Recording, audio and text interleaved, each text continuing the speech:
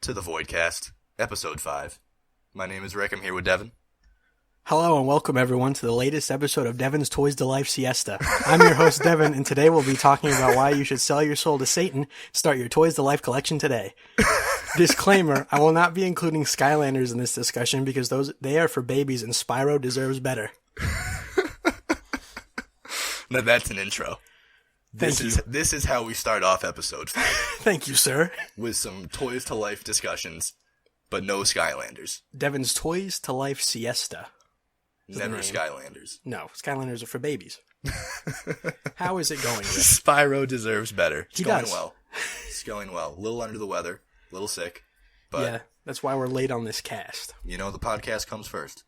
It does. I'm here, rain or shine, through thick and thin. Because Willie Weasel is out there waiting for episode 5, and I'm here to give it to him. We're going to give it to him good. We're going to give it to him. Willie, if you're out there, we love you very much. This is dedicated to you, Willie. Episode 5 is for you, my boy. Just you. Devin, you got any games you've been playing? Quick titles to run through before we hit the news. Just Digimon, which we will talk about. Yeah, we're gonna talk about Digimon. Yeah. Besides that, no. Played a little Civ 5 with the boys. That was a good night. Yeah. My friend tried to spread religion to your city, so you immediately declare war. I murdered him. Yeah. Now, spread your religion. don't get it twisted. I got nothing against religion, but the issue was his religion name was, I believe, Love Live is trash. And as we all know, Love Live is one of the greatest animes of all time. Well, it's pretty good. Yeah, but Katori, best girl. And that's what's important. Sure, That's whatever, Rick. That's what's important. What about you? I've been playing Digimon. Yeah. I've been playing it. I'm on chapter 8. Okay. Certainly. I've been digging into it. But I've also rediscovered my love for Rust. Oh, good. I played, must have been like 2 years ago now, right? Has it Was really that been was that that long? when the Rust craze was going on? Oh boy, yeah, I think so. When Jacob and everyone was playing it a whole bunch. I Yeah. believe it was about 2 years. It was 2 years ago, in 2013, I think. That was classic Rust. And then they did the whole switch to the new Rust, and for a long time, new Rust sucked. Sucked hairy balls. But I booted it up just on a whim today, and it's good. It's very good. You're not going to enjoying suck it me very back much. in. It's eventually, we're gonna have to, because Lil C is also in the mix now. Oh no. Lil C re-downloaded. At first, of course, he told me that I was stupid for playing Rust, as he played old school RuneScape for like 6 hours. Yeah, and he just sits there and he just like grinds. He just grinds. That's all he does. That's what RuneScape is. Yeah, I don't get it. He tried to get me to play once. He's tried to get me to play multiple times, and I'm like, now that I have disposable income, why would I ever play RuneScape? Yeah. The only reason I played it was because it was free, Yep. and I couldn't afford World of Warcraft. Now, if you start getting more boys into Rust, I won't have any option but to play. So that kind of sickens me. Well, Because Little C will only play right now. Like, this is his one time. yeah. And then once he's done, he's done. Unfortunately, the old crew was really just me and Jacob. Yeah. Because then Jacob played it for like 24/7, and he amassed like this clan of people over the internet. Yeah. And that's who they all were. But from our group, it was me and Jacob who played Rust, and that was about it. Yeah. Everybody tried, and then everybody consistently dropped after like 4 hours. I put in 56 hours, thank you. Oh, that's true. You stuck around. I forgot that you stuck around for a little bit, because Yeah. Jacob and I played far too much Rust. Oh, yeah. You guys were playing for weeks and weeks after I left. I stopped playing Rust after I had put in about 260 hours into the game. Oh, boy. 260. Now I'm back for another 260. Well, it's a good chunk of your life. That I'm not going to get back. No. When the sweet release of death comes for you, at least you'll have that to remember. I'll be able to smile knowing that I spent my time wisely. Yeah. But yeah, that's about it. Rust. Well, Darkest Dungeon, actually, still. Yeah, I've noticed. You literally have that open all day. Quick teaser for anybody listening, anybody interested in Darkest Dungeon. I'm putting out a solo cast, special episode, probably this weekend, maybe early next week, where I'm going to talk about the ins and outs of Darkest Dungeon. Cool. Going to give some beginners tips and tricks, talk about class composition, stuff like that. It's going to be good. It's going to be good stuff. You like Darkest Dungeon, but you're getting your booty kicked. Take a listen. Sounds that's my plug, my advert for the cast. Get your booty kicked? Just listen to my cast. Listen to my cast. It'll solve all your problems. Well, all right. News time.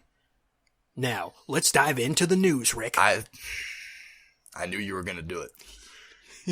I knew you were going to do it.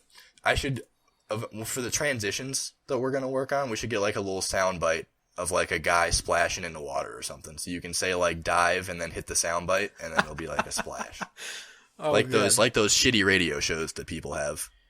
Yeah. You know, where they play like the million sound effects. Oh yeah. We'll do it.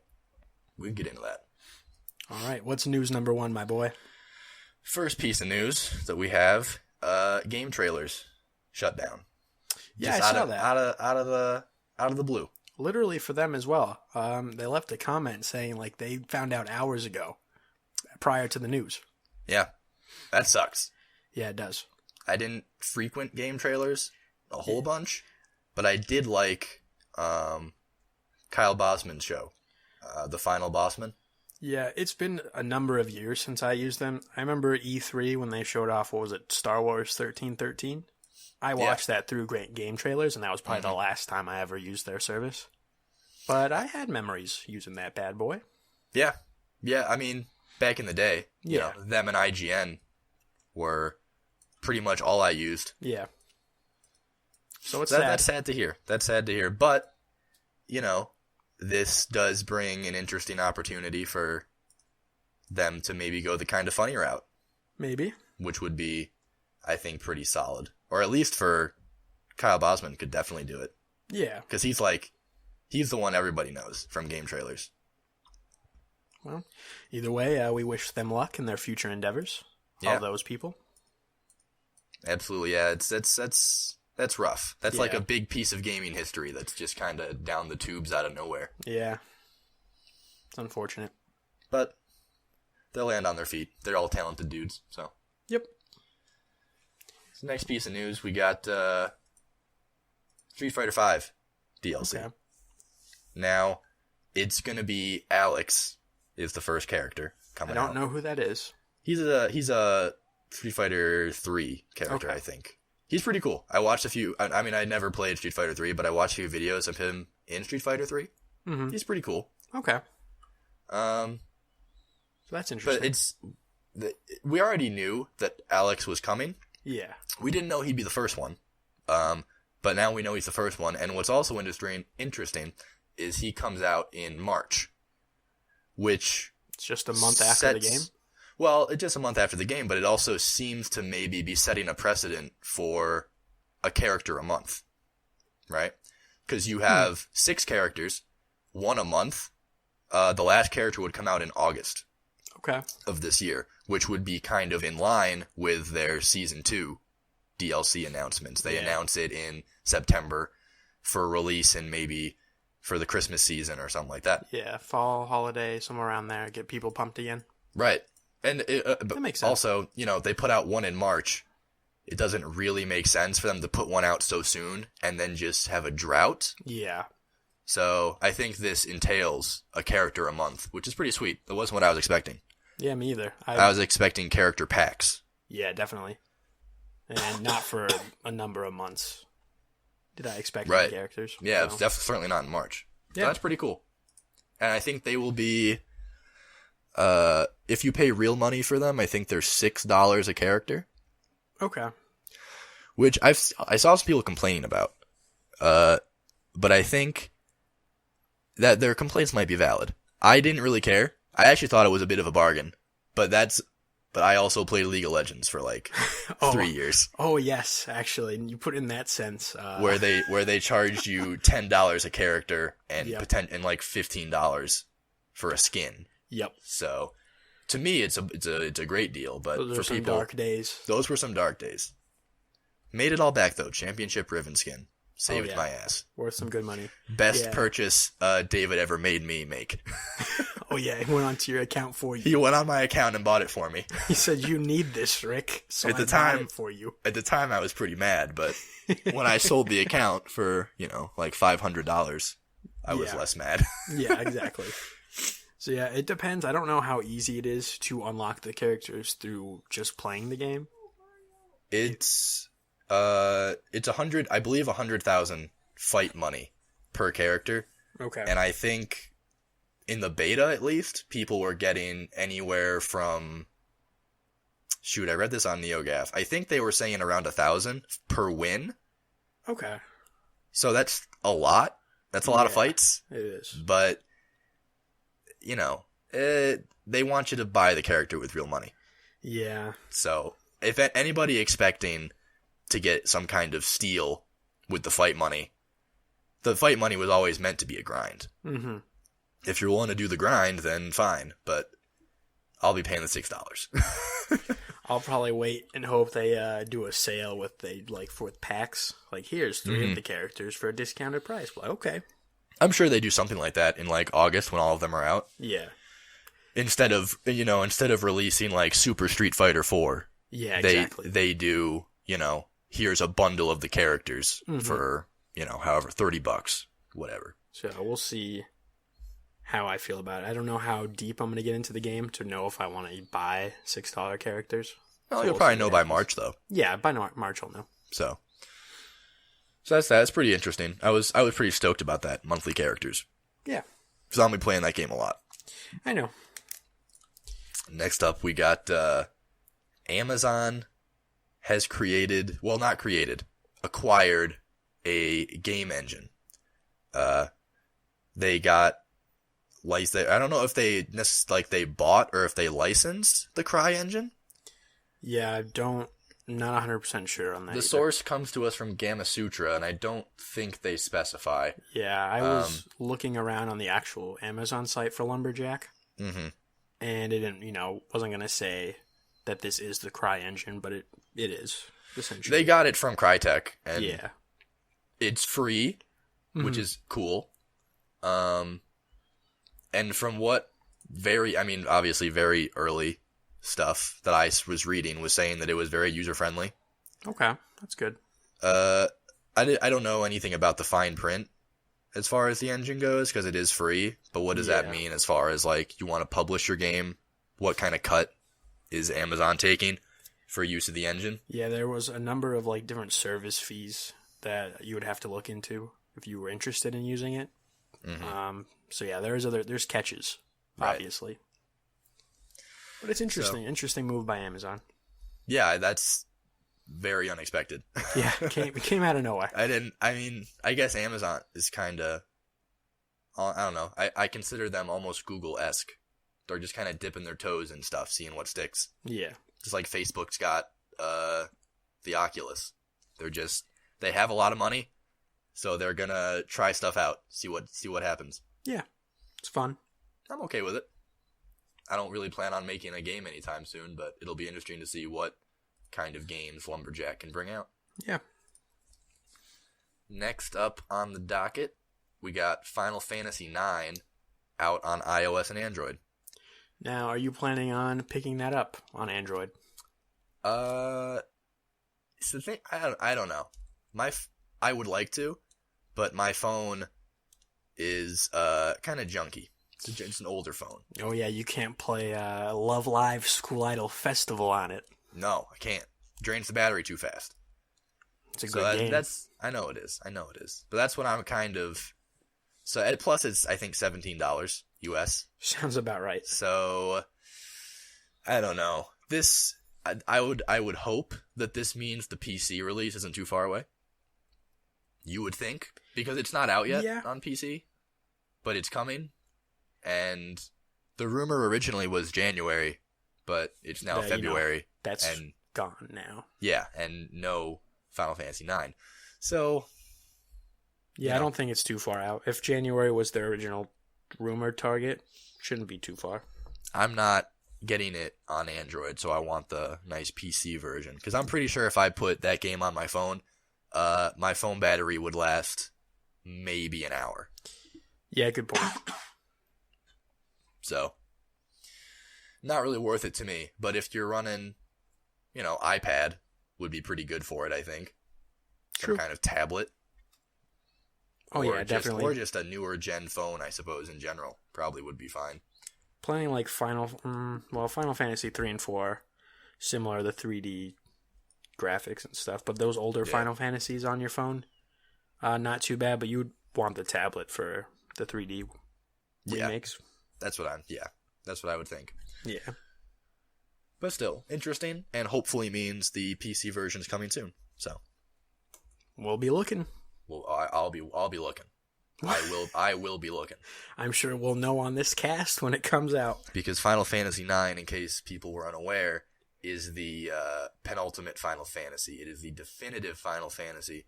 Anyone who says 7 is better is wrong. I prefer patently false. I can prove it. 3rd edition of 13, Lightning Returns. Specifically Lightning Returns. Not the first two aren't garbage. Lightning Returns literally makes a splash in the Final Fantasy series. Revolutionary. You can't go wrong. Disclaimer, never played it. But I know I would like it. Alright, next up. Red Dead Redemption. Backwards compatibility. Yep, it leaked early. It leaked, and people were actually able to play it. Oh, really? Yes. A few people were managed. It was like a workaround you had to do to get it to work, but you could actually put Red Dead on your console. Huh. But it has since been taken down, and as far as I know, the people who had it no longer have it. It was like deleted or something. Okay. But it essentially confirms that it's in the works. It's on the way. Yeah. Actually, Major Nelson, I believe, confirmed later that, these were just leaked, but they are. The backwards compatibility title's coming out shortly. Yeah. I mean, this is the backwards compatibility title. Yeah. This is the one that everybody wants. Unless it runs like Halo Reach. And then, of course, it doesn't matter. That nice cinematic 15 frames per second. Yep. Can't go wrong with that. Makes you feel like you're in a movie theater watching the feature film Deadpool. That comes out this week, doesn't it? Yeah, actually, I completely forgot. Comes out today? No, Friday. Friday? I believe. That's the first superhero movie I've wanted to see in years. Mm-hmm. I see them all, almost, but, Deadpool, actually, I'm very excited for now. Yeah, it looks good. It does. And I heard good things so far. Are there reviews? Yeah, some reviews went up, and they've been all positive, so. Yeah, I like that. Yep. I'll have to check it out at some point. I'll go see it, I'm sure. But yeah, Red Dead, coming to backwards compatibility. Hopefully it doesn't run like trash. And hopefully Undead Nightmare is supported. Ooh, good point. Because that's like its own experience, so we don't know. Yeah. Hopefully it is, because that's... you buy it separately, so I don't know if it would be supported right away. It's dank. Undead Nightmare. Probably, it's up there for my favorite expansion of all time. Like, Elder Scrolls 4, Shivering Isles is up there. That was a good one. Undead Nightmare is up there. So, where do you place World of Warcraft: The Burning Crusade? Probably the last spot on my list. Okay. And before you ask, yes, that's below the Panda one. I mean, the Panda one was pretty fresh. The Panda one really brought a lot to the table. People, you could tell because their subscriber numbers just kept going up after their Pandaria came out. Yeah, and then, went back down. Yeah, then went right back down. But, who's watching? Yeah, no one's paying attention to that kind of stuff. Nobody's watching that. All right, buddy. Last piece of news. Final quick piece of news. Make it as quick as possible. Star Fox has confirmed Amiibo support. And the release date for Star Fox Zero was confirmed April 22nd. No more delays. hopefully. Well, I guess they can't really delay anymore, can they? Because then the amiibos come out, but no game to go with them. So, I think people can safely assume April is Star Fox Zero. That game is visual garbage. Yeah, it is. It really is. Just put it on the 3DS at this point. Don't strand it on the Wii U because it looks like a N64 game. And with that hyperbolic, inflammatory response that is sure to upset any Nintendo fans we may gain from this episode, let's move on to the main topic. We don't need them if they're playing Star Fox Zero. True. Very true. Now, Rick, do you know what time it is? It's Digimon time. That's right, Rick. It's time for the topic. Digi time. It's, check your watches, because it's Digimon o'clock. You know what I mean? Know what I'm saying? I do know what you're saying, good sir.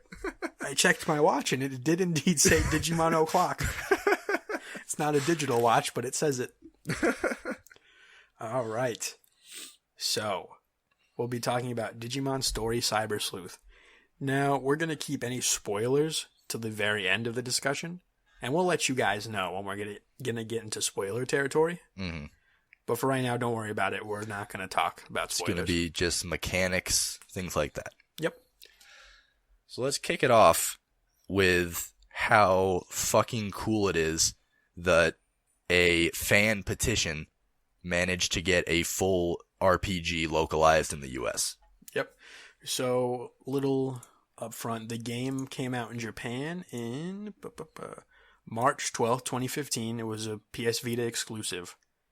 And some people they actually already had the petition site up. They were trying to get the prior game, which was, I don't know what it's called. It was a PSP. Yeah. PSP game. They were trying to get that localized, and then when Cyber Sleuth came out, they added it to the petition.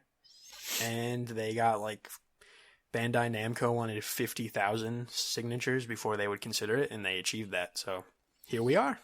Yeah. Game That's released. Big stuff. In the West, February 2nd, 2016 for North America, February 5th for Europe. On both PS Vita and PS4. That's crazy. Yeah. That's, if you had told me that a bunch of weebs signing a petition for a Japanese RPG to come over actually worked, I would have laughed in your face. I would have laughed right at you. I mean, I would have signed the petition, but then I would have laughed in your face. I might have. I don't work. remember anymore. I did not know that it came from petition. Yeah, I did. So I would hope young Devin was like, hey, let's sign this. But at the same time, I'm a little lazy. So if I had to sign up for anything, it was like, ugh. Ugh. Yeah, it's a little too much. A little too much effort right there. But yeah, so congratulations to everyone who made that happen. Because the game's pretty awesome. And from what I've been hearing, it sold very well. Which to me is great, because that means that we're probably going to get the real Digimon World title that is coming out in Japan soon. Or might already be out, I don't know. It comes out in March. Because that one that's like a actual Digimon World game. Digimon Story and Digimon World are not the same type of game. And I prefer Digimon World. I don't know about the new one yet. It's kind of like an action RPG. So I need to see how it plays more before I get into it. Yeah, you don't want another Digimon World 4. Yeah, it's like, from what I saw, you start in an arena and you just kind of battle it out. You duke it out with your Digimon.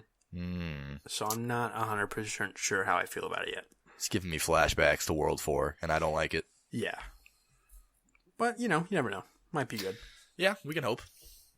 So, yeah. Do you want to get into the brass tacks here? Let's do it. All right. Gameplay. What'd you think? Loved it. As did I. That's the part of the game that, to me, makes the game. That's the way they innovated on, the, quite frankly, tired Pokemon formula and made it interesting again is fantastic. It did Pokemon better than Pokemon. Yeah, took the just regular JRPG format and spiced it up a little bit with its own mechanics, and I really enjoyed it. I think as far as like just the way the game plays, it's good. Mm-hmm. I think the difficulty a little bit off.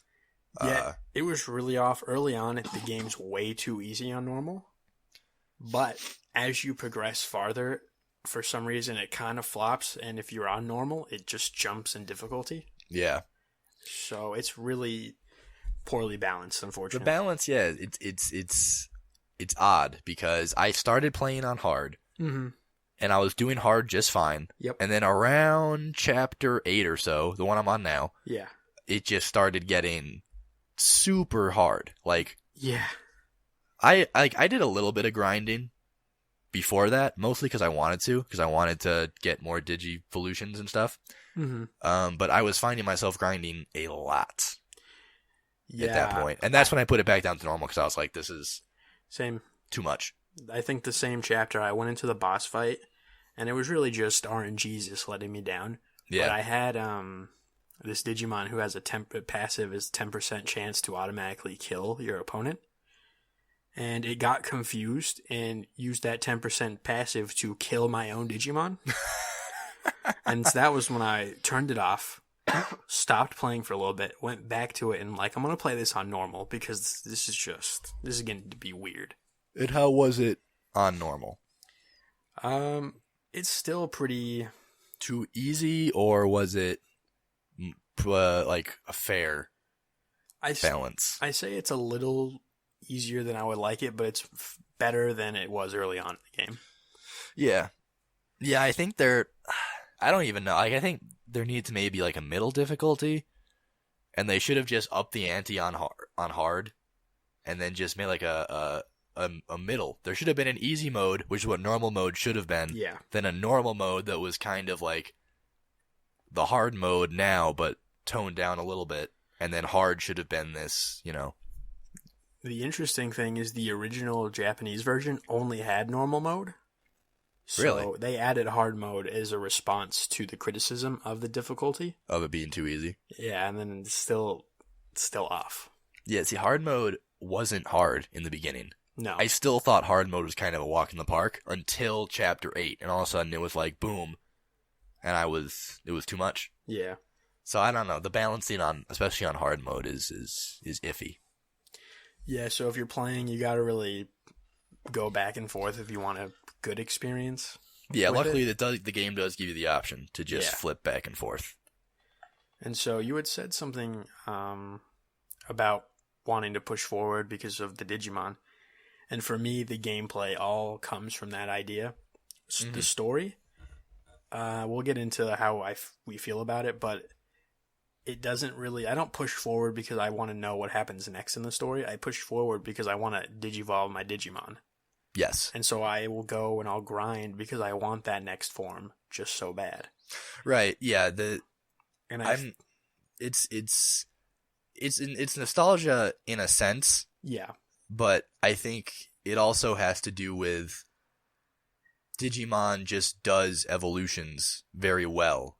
Because there's multiple paths, there's multiple different Digi-evolutions that each Digimon can take. And there's a whole mechanic of Digivolving them. Like, there's certain Digimon. Usually it's the canon Digimon I've found, like the ones they evolve to in the show. Yeah. Sometimes the rookie form of that cooler Digimon, they hit their max level. Every Digimon has a max level. Mm-hmm. And every max level is different for each Digimon. They'll hit their max level before they hit the level requirement for that canon Digivolution. Yeah. So and at first that's frustrating, but what that does is it forces you to Digivolve into something else, which first lets you see kind of the lesser known Digimon, and then you de-Digivolve, which adds a whole new mechanic to the whole thing, because when you de-Digivolve, the stats of that rookie get much higher than they did the first time through, and their max level goes up.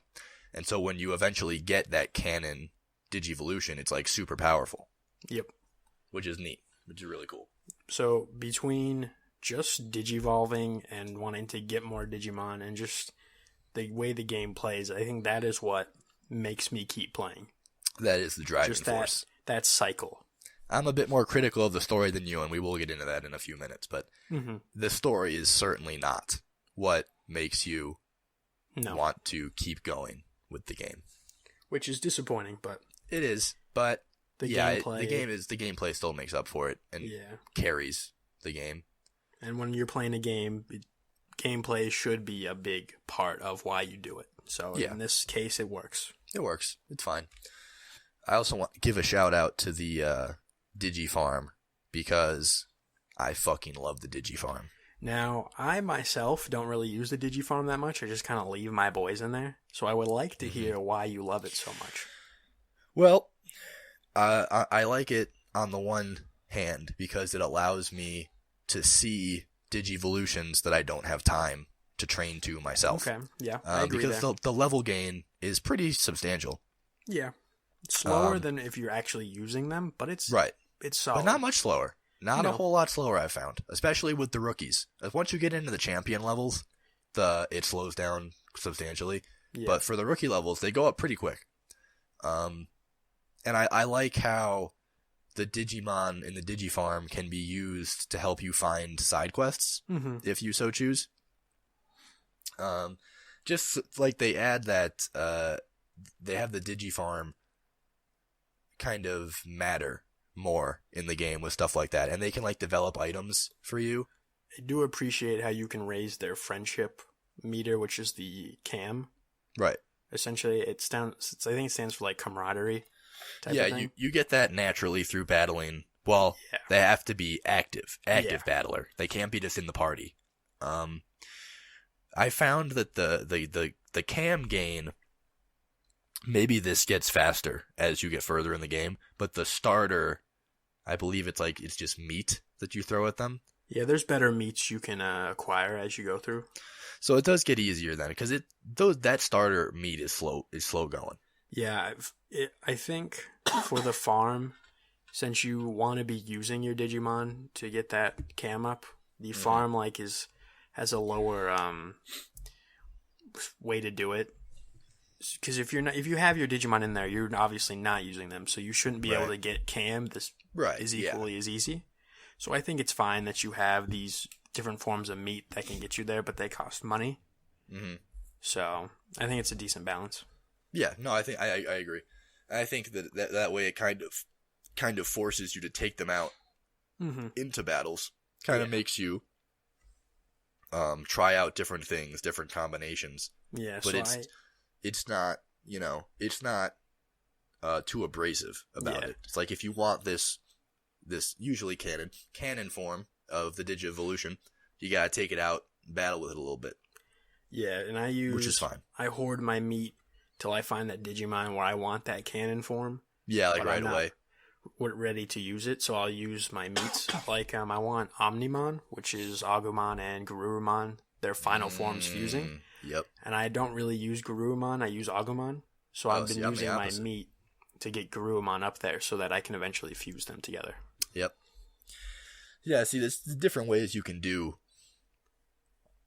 there's different ways you can go about getting the evolutions and collecting all the Digimon. That's the other thing. The collection of the Digimon themselves is handled, I think, very well. You don't capture them like Pokemon. You don't throw Pokeballs at them. No. You just have to battle them until you collect enough data to convert them into like a digital, make them into a Digimon. Yeah, because they're digital monsters, Rick. They're digital monsters. You got to get that data. It fits right in. I like, too, how you can go above 100%, and by doing so, by taking that extra time to scan to 200%, you get a rookie with much higher stats. Yeah. And by extension, champion and beyond. So if you don't, if you want a Digimon that will be able to hit that level requirement, you're going to want to take the time to scan them more.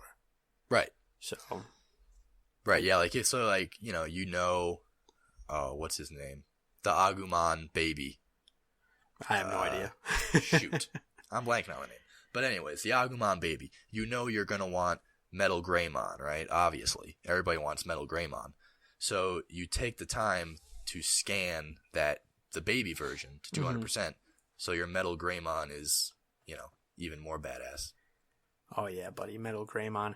I went with the dark version, It's and good I'm stuff. digging it. Oh yeah. It's good stuff. So for me, gameplay very solid, and just the collecting of Digimon is just what brings me back every time. Pokemon, I never needed to collect everything. I was just someone, here's the ones I like. But on Digimon, I'm like, I do kind of want to just get as many as I can and have fun with digivolving them. Right, yeah. I think it's a concise number. It's only 250. And a lot, less. right? A little Is less. it? How many is it? For Western, it's 242, and I think they just released a mission pack, and once all the mission packs come out, that should unlock you a new Digimon. Oh, okay. So it should be 243. 243 at the end. Okay. Which is solid, very solid number. It's small enough to feasibly collect all of them. Yeah. Which is the thing. It's like Pokemon, there's like, what, 700 now? Yeah. Or something?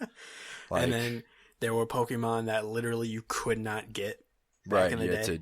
You had to get different versions and all that. So. Yeah, or even then there was like the really rare Pokemon, I believe Mew, who could actually get a Mew without hacking the game with a Game Shark. Yeah, true. That was silly. So yeah, I like that you can feasibly collect everything and see everything. Mm-hmm. All right, So now... you want to talk about the battle mechanics a little bit? We said they were good. We kind of glossed over them. Yeah, we did. I think the typing system that they use is a lot. It's simple, but it also has some depth to it. There's like three main types. Well, there's what, like there's fire, earth, and water. But then within that, there's virus. I think it's the other way around. So you have your virus, or one of the three, and then within that, then your fire, water, then your and everything. fire, water, earth. Okay. And so depending, say you are virus and you are battling against the one that's weak against you, you get the 2 times damage. Mm-hmm. But if you are, say you are the weak version and you're fighting against what's stronger against you, but you have the type advantage of fire over grass. Right. You would be doing half damage, but you're now doing 75% of your regular damage because you do have type advantage in one area. Yeah, so I think that having kind of 2 types adds some depth to it. Definitely. Which I like. And it tells you if you're going to be stronger against an attack or a Digimon. And so, right. Yeah, it's a nice little reminder. Since people aren't as familiar with the Digimon typing as they are with like Pokemon. And they're a little dicier. Pokemon, some of them are pretty simple up front. Digimon's, because types Digimon virus. Right. How do you can't tell from just looking what is virus type, So they give you a little assist there, and I enjoy the way the typing works. Yeah, I do as well.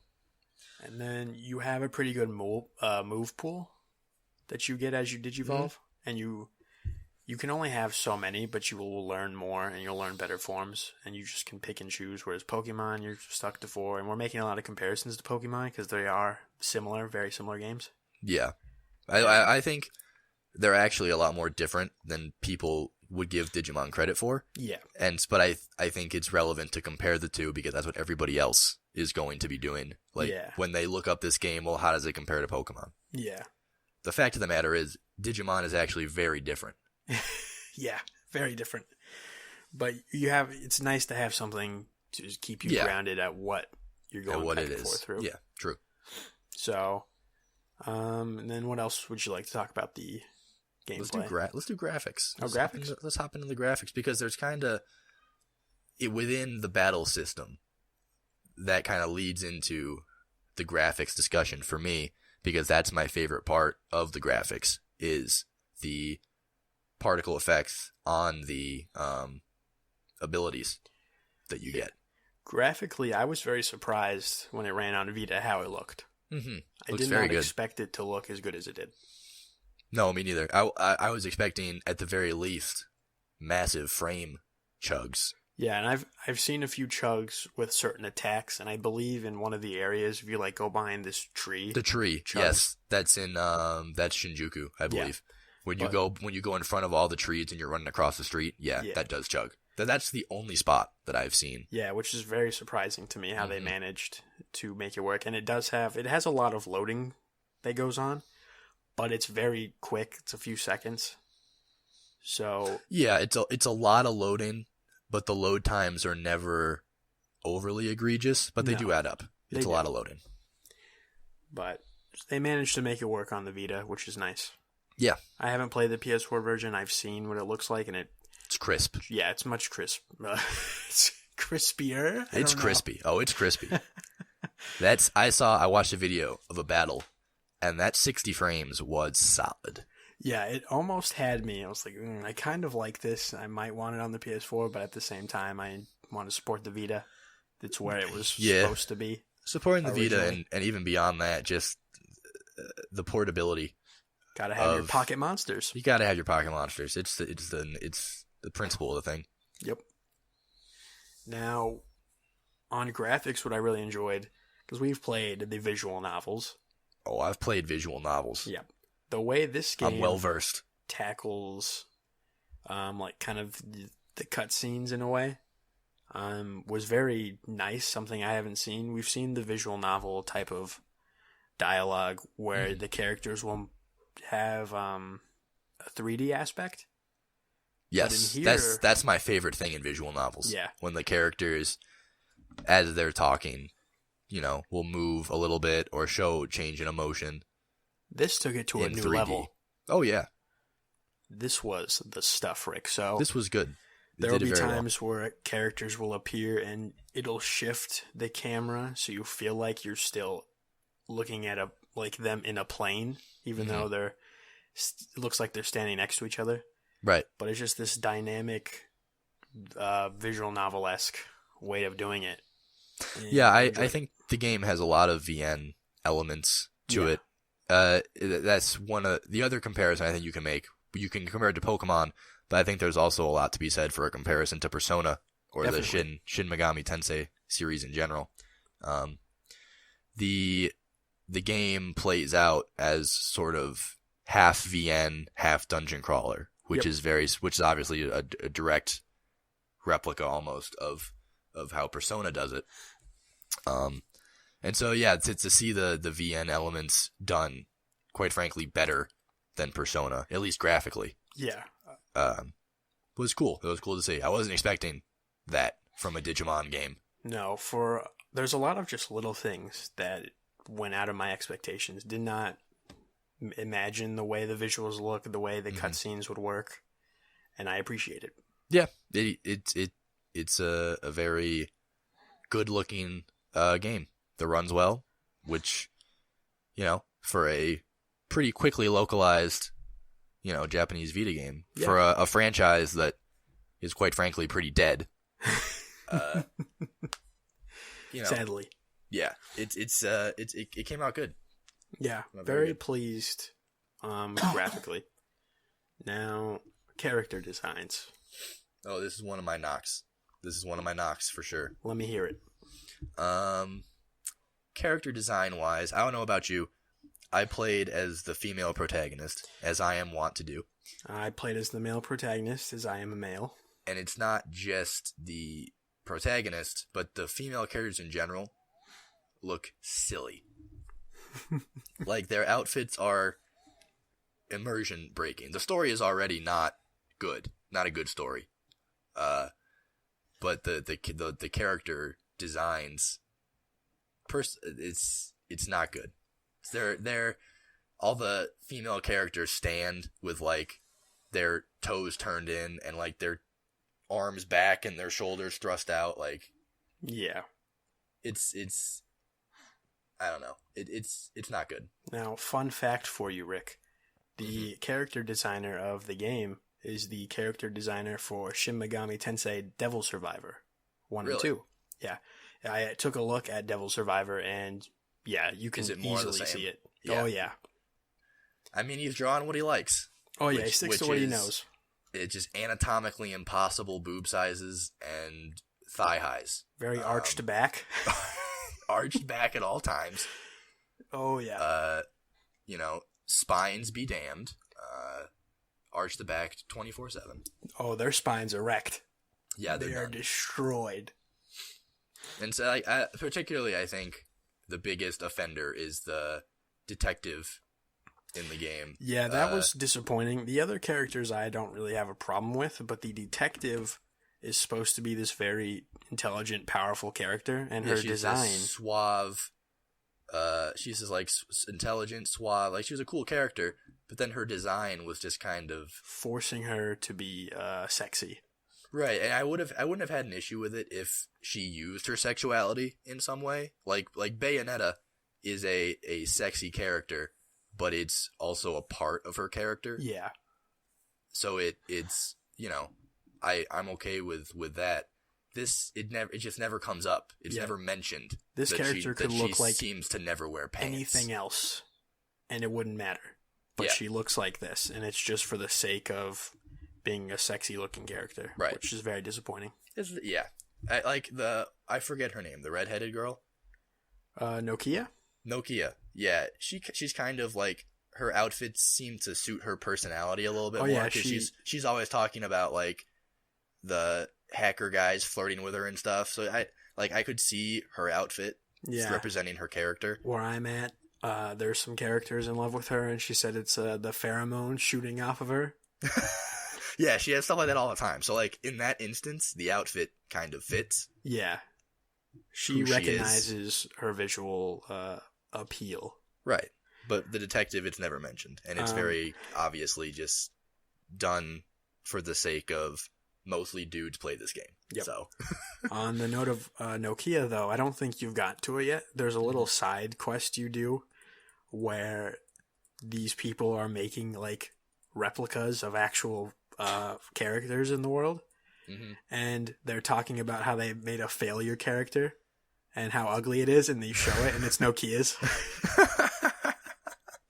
That's funny. Yeah, there's a couple little gags in there. That's funny. There's some cheeky side quests in the game that I'm a fan of.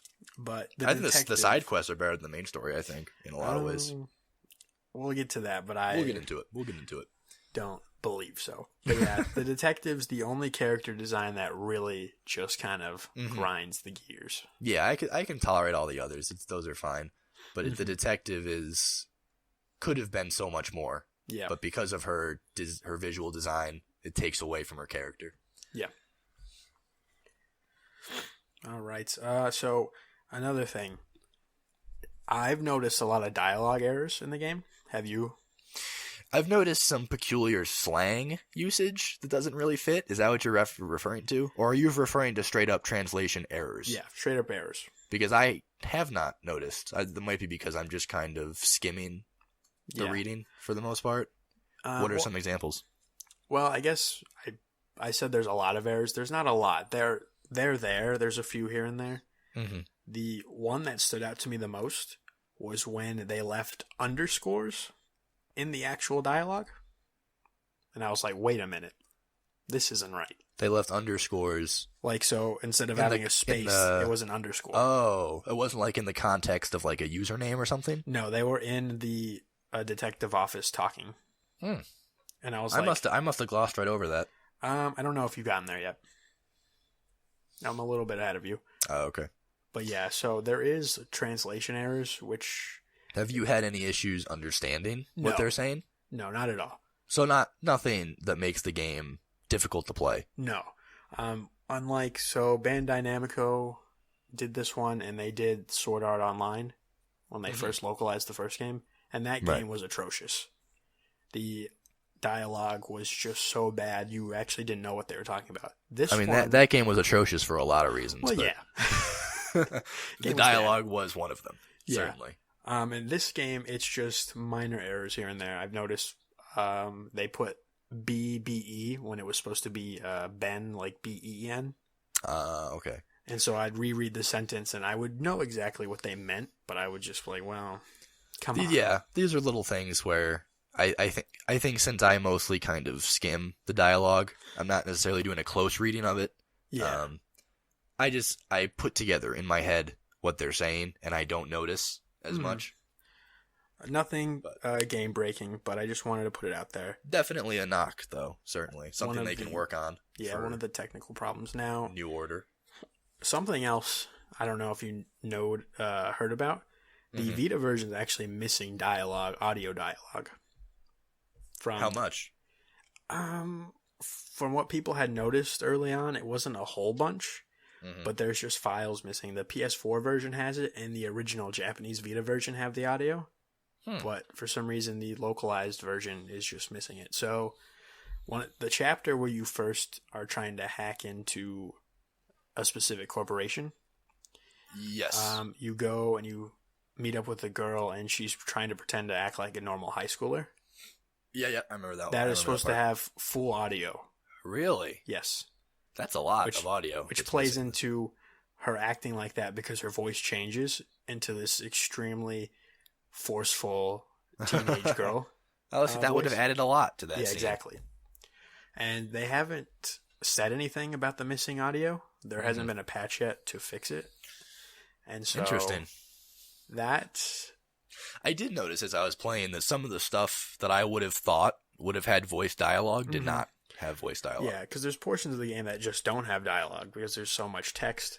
But there are at the beginning, I was kind of taken aback by how much voice dialogue there was, and then after that, it just drops completely. There's very little after that, so that makes sense. There was supposed to be more. Yeah, there should still be audio trickled in there, but it's gone.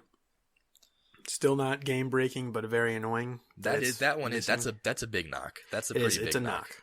Yeah.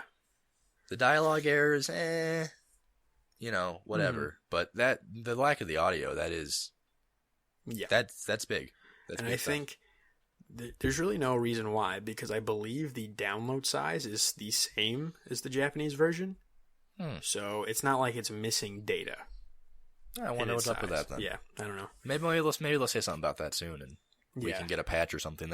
Could just be some sort of coding error that's not activating the dialogue, but I don't know. Right. So are we gonna head into spoiler territory now? Yeah, we'll head in. So if you're listening from here on out, we're going to include the story of what's going on. We're not going to go super deep into it.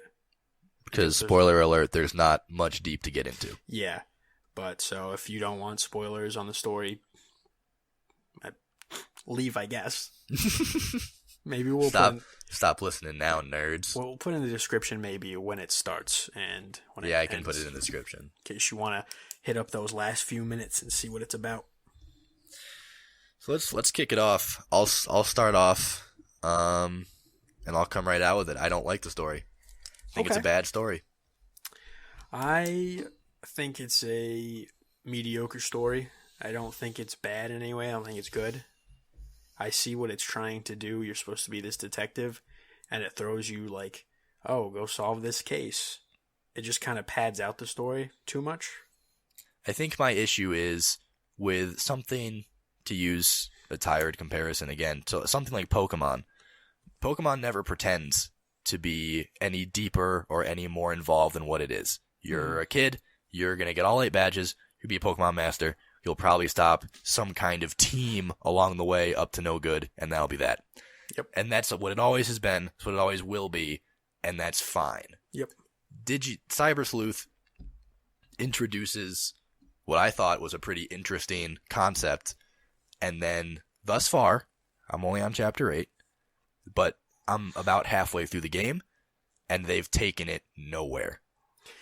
Yeah, from what I have a little bit more than you, for me, it's nothing that I haven't seen in other stories before. It's very basic. There's really 2 things going on. That's your character, your body, you're in a coma, but you're still, your digital form is still running around, and you're trying to figure out what's going on with that, why is this happening, type of thing. Mm-hmm. And then on the side, I'm still only halfway through the story, but what I'm gathering is going on is now you have this digital world, and there's these kind of factions popping up, and they're now trying to see who's going to take over this digital world and form it in their own vision. So you have Yugo's hackers, you have the enterprise that created the digital world, and then you have the Nokia's faction, the rebels that are trying to be a better place for Digimon. Right. And so the issue is for me is I see where it's already going. It's not something that's too innovative, and it just reflects how the story's been up to that point. Yeah. The issue is, even if they did do something interesting with it, the fact that it doesn't even happen until over halfway through just shows that the game was too padded. Oh, yeah. That's my big issue with it in general. It's way too much padding. Like, if the mechanics weren't so spot on, this would honestly be a pretty bad game. Because the story does not push you forward in any significant way. Yeah. And the premise for a lot of the side quests... Well, actually, I take that back. The premise for a lot of the main quests, not very interesting. The side quests, you can go back and forth on. I've really enjoyed some of the side quests. There's like 2 that we're all right with. The issue for me is I sometimes have trouble deciding what is a side quest and what is a main quest. Anything with a red dot pinned to it is part of that's what you're forced to do and might come back up later on. Anything without a red pin is pure, here's just something to do. See, that's weird. That's weird to me because most of the red missions don't push the story forward. Yep. A lot of the red missions are side quests. They're just side quests being called main quests. So that's what I was saying earlier, is that I understand you're supposed to be a detective. So there's other things now for you to solve besides just this main case. Right. And so that is what that is. Here's some other little mysteries to solve because this is your job. Yeah, they did too much. It's not necessary. A lot of the side quests are really fun. Like, I just did another side quest where I'm helping out this high school friend who likes a girl. Like, I don't care about this. Is that the one where he ends up being a creepy stalker? Is that a different one? I don't believe so. Remember that one? No. The girl ended up being... Oh, no, that's different. Oh, okay. This is much worse. Much less boring. This is boring. And so worse in terms of boring. Yeah. I thought you meant worse in terms of like creepier outcome, and I was like, what? What I was thinking earlier was that Persona 4 has its social link system, which is kind of similar. Here's some other stuff to explore these characters. Right. But it's all optional, and it's also very well done. Yeah, I would agree with that. Cyber Sleuth has a similar thing where here's to explore these other characters, but they force it down your throat, and they're not that good. Yeah. I found the characters compelling in the sense that they were fun to listen to go back and forth for the most part, but as far as depth, there's not really any development of any of them. No. There's not really, they're just all kind of moving forward. Yeah. And that's, in the same direction. So I found, a lot of the main quests that should be side quests, I found a lot of them were fun because the gameplay is fun. Yeah. But they weren't fun because I was learning new things about these characters or getting closer to them in any significant way.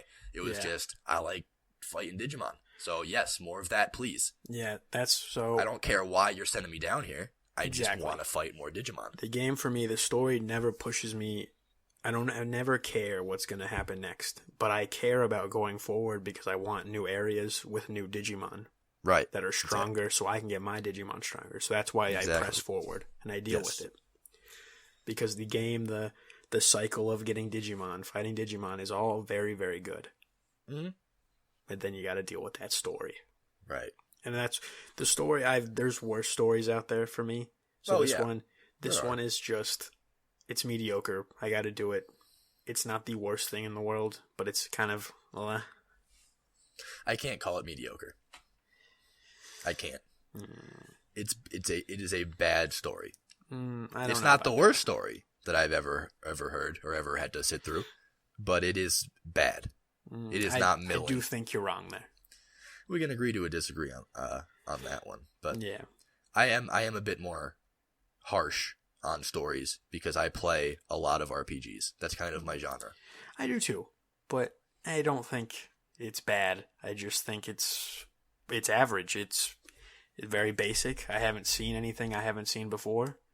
But I haven't seen anything that just makes me like, my God, I don't want to do this because it's just, There are games that I think are bad, and those are games I pretend don't exist, and there are games I put up with, which is Digimon. Thank God they never finished that sequel to BioShock. Yeah. They went right from BioShock 1 to Infinite. Thank God they did it too. I don't know why they would ever make another game in Rapture. No. That story was told, and there was no reason to go back there, so I'm glad they never did. So on my scale, if I feel like I'm annoyed, but I'm not so disgusted I'm going to stop playing, it's mediocre. That's fair. My scale for stories are different in that sense. Yours is, this is good, this is worth it, or it's just not at all, so it's bad. I won't accept a story that doesn't drive me forward. If a story doesn't keep me intrigued, then it's a bad story. All right. A story that keeps me a little bit intrigued, that's an average story. But Digimon does not intrigue me in that sense at all. Maybe it will later on. I still have some story to get through. But the fact that I had to play so many hours to get to it is still a pretty hard knock. Yeah, I've played 22 hours, and I can pinpoint like this is pure padding. Didn't need to be here. This game should be 75% dungeons, 25% story. It shouldn't be half and half, which is what it is. Agreed. I think they tried to do a Persona thing, but the issue is Persona had a really, really, really good story. Oh yeah, the boys who write over at Atlas. So good that I am flip-flopped on Persona than I am from Digimon, in that I was chomping at the bit trying to get through these dungeons to get to the next story piece. Oh yeah, for me when I played Persona 4, the dungeons were like, I gotta do this so I can go work on my social links. But the dungeons weren't bad. No, they weren't at all. It's just the story was so good. Yeah. That I just didn't want to be in the dungeon because I just wanted more of the story. I wanted the friendship. Yeah. So, if I were to put pros, cons, story would be on the cons, pros would be just the gameplay in general. Yep. Mechanics. Yep. Technical issues, cons obviously, but the gameplay. Yeah, for me, it carries it. I would still consider Digimon to be a great RPG. Yeah. Now, which is really a testament to how good the gameplay really is. Yeah. So I would like to know, would you recommend the game and to who? I would recommend Digimon to anyone who likes RPGs. Okay. I think you have to be an RPG person to like Digimon because there's so much padding. The average player, the average player is not going to put up with it. So what about fine with RPGs, but a big Digimon fan? I would say in that instance, yes, still get it, because in that case, I would say the drive to see new Digimon would push you through the abundance of padding that the game has. Okay, that's fair. I have a similar... RPG fans or Digimon fans or a mixture of both. Mm-hmm. Overall, I'm still very pleased with the game. Our first impressions, I would say I was more pleased. Yes, I am. I've come down on it somewhat since the first impressions at playing more of the story and seeing that it's not going to go anywhere. Yep. Which is disappointing. Yeah. Overall, though, I'm happy with it. Yep, I'm very happy with it as well. So if you haven't played it yet, there's our thoughts. If fucking do it, swayed you one way or another, there we go. Hopefully, we have. Yep. I think that's the topic. That's the main topic in the bag. There we go, boys. Well done. Chop now that one up for the Devin's Toys to Life Siesta. Yeah, I like how in the first episode of your Toys to Life Siesta, we did not talk about Toys to Life. This is why I recommend the Shovel Knight Amiibo. Now you're just copying Griffin's Amiibo corner. Well, I'm not going to put it in my mouth, bud. It's going to come up cool with your own Amiibo. With your own gimmick. Mr. Nintendo knocked it out of the park with this Amiibo. That's a great series right there. Yeah, definitely would recommend Griffin's Amiibo corner on Polygon. All right, Rick. So that is the discussion. I would like to remind everyone that we are doing our first book club. Yes, we are. We're playing Super Metroid, and at the end of February, we will be discussing it. And we have chosen Super Metroid. I literally just said that. For that. Oh, did you? Rick? You cut out for a second there. Oh, well, I'm still going to say that you don't listen. Skype has damned us yet again. It always will. It always will. Skype. It always will. Skype used to be a fantastic program, and something happened. What happened was Microsoft fucking bought it. Yeah. As it will Discord eventually, and then Discord will be shit. And we'll have to move on to the next thing. To the next big thing. Oh, boy. So, yeah, Super Metroid. Have you played it yet? Yes, I've started it. And I'm liking it a lot so far. Okay. It definitely, playing Super Metroid has shown me, if we can go back to episode 0,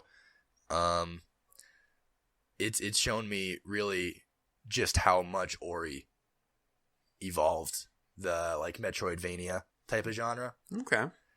Because I said that in episode 0, and I had some knowledge of how and why it did that. Mm-hmm. But playing the classics have really shown that Ori took the formula and just changed it and evolved it for like a modern game. Yep. Which I know I'm talking more about Ori than about Super Metroid, but that was one of my biggest thoughts when I first started. We will talk about Super Metroid eventually, so now's not the time. True. We're gonna have. What is it gonna be? A whole episode, or is it gonna be? Have we thought about that yet? Is it gonna be like a special, or if we're gonna do a part of the show? I'm thinking a part of the show. Yeah, I don't think we need to dedicate a whole episode to the book club. We can just do part of it. Yeah. Have you started yet? No, I have not. Get it for the Wii U. Oh, I am. Get it on that Wii U. I'm doing the emulation route. Yeah. And something does get lost in the process. You know, I intend to buy it for the Wii U. I've just been playing Digimon and, Life, I guess. Yeah. Playing that game of life until I die. We can only hope for sooner rather than later. There's some games I still want to play, so. That's true. I gotta hold out until I think it's 2018, because that's when Psychonauts 2 comes out.